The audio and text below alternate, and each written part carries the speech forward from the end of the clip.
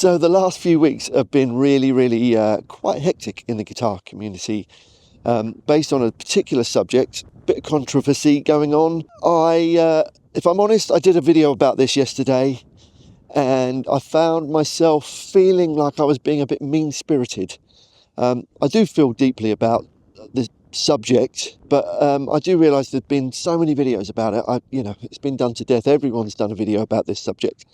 But one thing that I would like to discuss on here, on my channel, is about miming. When is it okay to mime? As we know, miming is kind of making it look like, especially with musicians involved, it's making it look like there's a performance that's happening that actually isn't happening. I remember when I was a kid, I used to watch my favourite bands on shows, on TV. I used to wait, I think it was every Thursday night. Everyone would go and watch their favourite bands performing on this particular show called Top of the Pops, which doesn't exist anymore. And every band that was on there, every artist, I naively thought that they were all performing live. I was actually very sort of heartbroken when I realised they weren't. They were kind of performing, lip syncing, miming to their performances on TV. It really made me feel cheated when I realised this. I was like, how can they do that?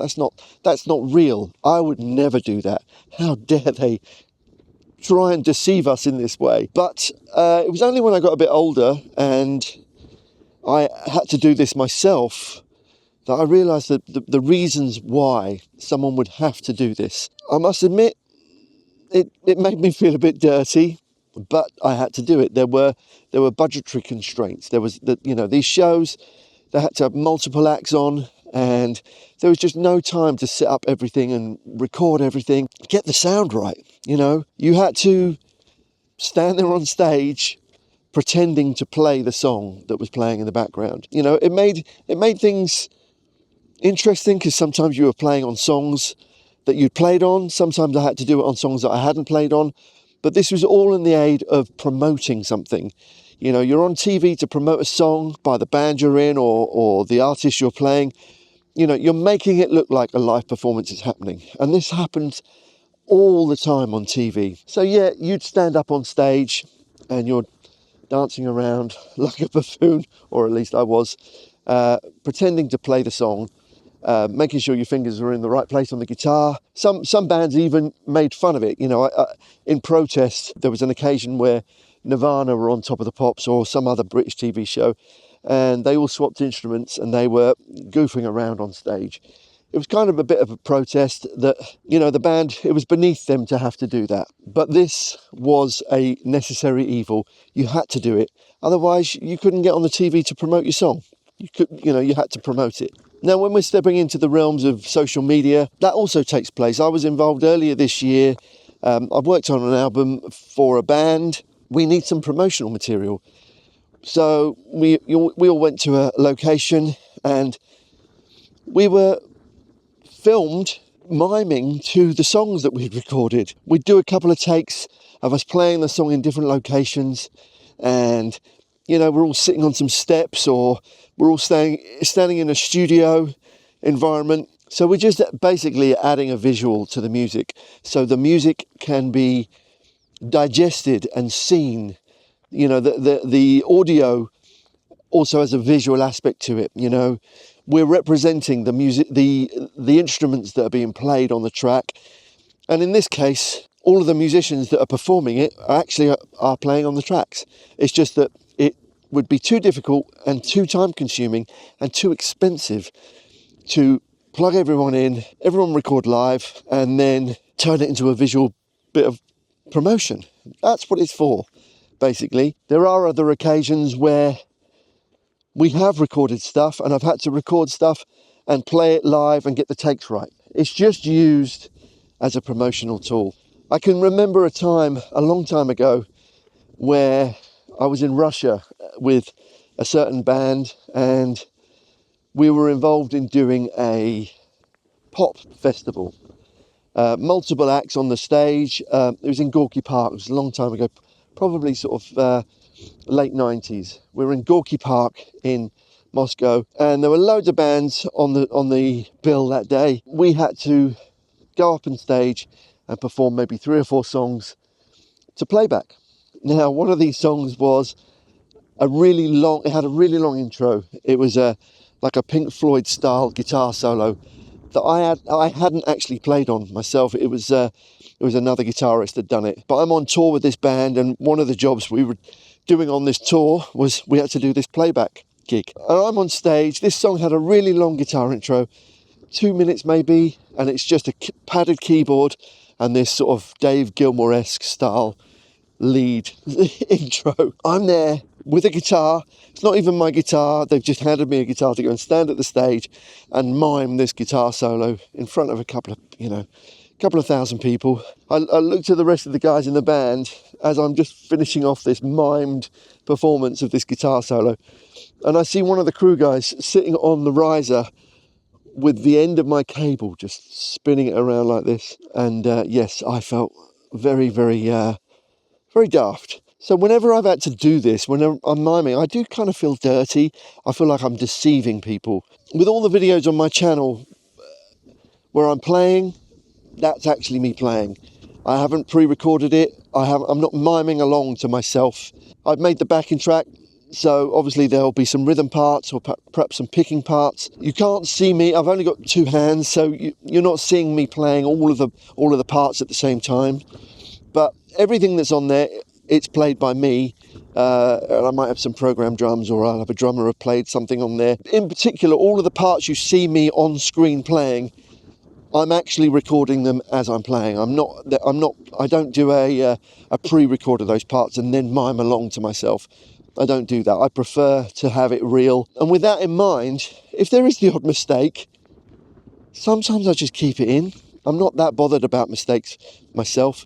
Yeah, if I hit a really bad bum note, I might edit that and drop in a note. But all in all, I'm playing. I'm not faking the performance. With today's technology, you can doctor a performance a bit, but I find myself, if this is just me, and I'm not having to go at anyone else that does it, it's their business, and I think this is what I'm trying to get at. If you are happy by kind of doing a play along and you're miming to yourself, and you want to present yourself in a certain way, that's fine. I think what I'm getting at is, with regards to what's been going on in the last couple of weeks, that there's been a lot of talk about fake guitarists, fake musicians, fake drummers, fake keyboard players online, presenting themselves online on their own channels, to be doing something that they're not actually doing. They're perhaps miming to a performance that they've done, and that performance may be doctored in some way or edited, heavily edited, to be absolutely clean and perfect. I think that's up to them. If that's how they want to present themselves, that's fine. That social media and like someone having their own channel, you put out the content you want. I think. I just for me, I don't. That's not what I'm into. I'm not telling anyone what to do, and I'm no one to tell anybody what to do. But I just personally, I prefer something that's real. That's why I choose the people. I choose the channels I want to watch, choose the guitar players I follow, choose their information, because I believe what they're doing. One of my favorites is Tom Bukovac, the homeschooling channel. If you've not seen it, definitely go and check that out. But he just puts his phone down in front of him and he plays for 10 minutes, and you can hear the amp, you can hear the amp buzzing in the background, and he plays amazing. And that's just the content I enjoy. I'm not particularly interested in seeing someone miming to a performance. So that's why I choose those other types of content. I did see Alex Hutchins do a video the other day talking about this, and he was explaining that sometimes he's done a 3-minute piece where he didn't want to put it out because he'd made a mistake on 1 or 2 notes. Oh man, and he didn't want to edit it because he felt like he's cheating the audience. Maybe I think that's what he was getting at. Whereas I think it's okay to nudge a note here and there if you want to do that, and not, we've been doing this in recording for years, where we'll comp a take together. You know, we'll comp drum parts together, we'll comp guitar solos, we'll comp vocals. You know, vocals will take a bit of tuning sometimes. In fact, most vocals these days have had some tuning done to them.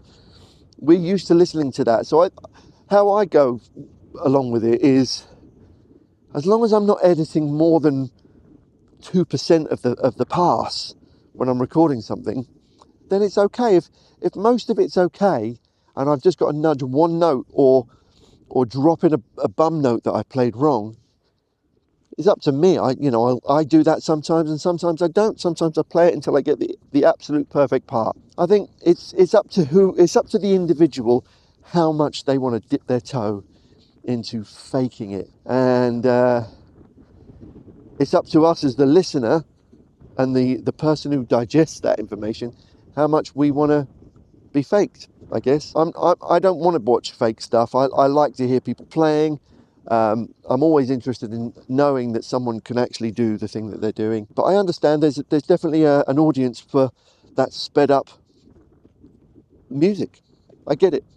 So yeah, it's just my 2 pennies worth here. I'm out in the freezing cold. I don't know why I chose to come out for a walk today, but yeah, I just didn't feel comfortable posting the video that I did yesterday because I didn't get my point across. I was kind of thinking, you know, this is all getting very, very serious, and it is serious. You know, some of the things that have been talked about are serious, but, you know, how I feel about it is you choose with your feet. You know, you choose. If you don't want to be, if you don't agree with someone that's doing that kind of stuff, just don't watch it. But some people love it, so it's horses for courses. Thanks for watching. If you've enjoyed this video, there'll be another video arriving here, or maybe there, or maybe down there, I don't know. But yeah, thanks for watching. Take care. See you soon.